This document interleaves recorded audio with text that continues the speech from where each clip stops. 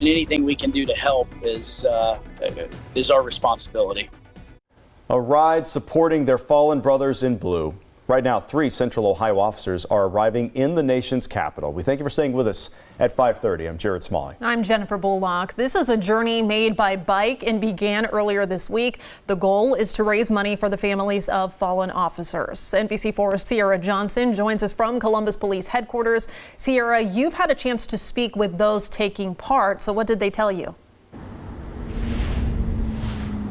That's exactly right. The officers taking part locally, 2 of them are from here in Columbus, the other one from Westerville. They all tell me that they didn't think twice about doing this because helping others is really who they are.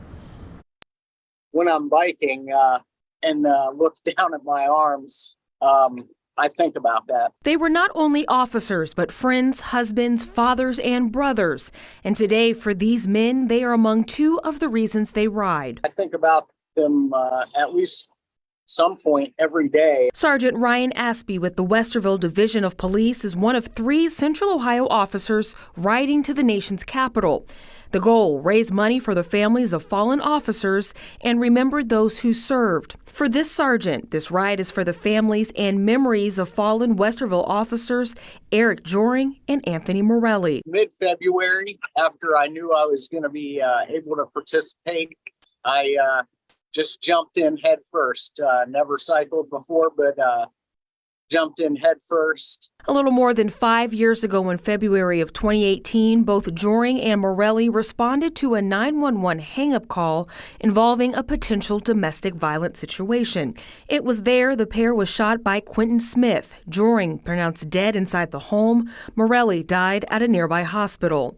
It was a pain felt across all agencies. Sergeant Brian Mason with the Columbus Division of Police says the rides are crucial for the families that feel the void the deepest. We've lost coworkers, we've lost friends in the line of duty, and it's important to support the families because it's it affects us because we worked with them, but it's a lifelong event for the survivors, and it's a pain that'll never go away. And for Officer Nicholas Mason, the cause is worth the challenge. The big thing for this is if I can cycle and raise money to help the families, regardless of the pain that I go through the day.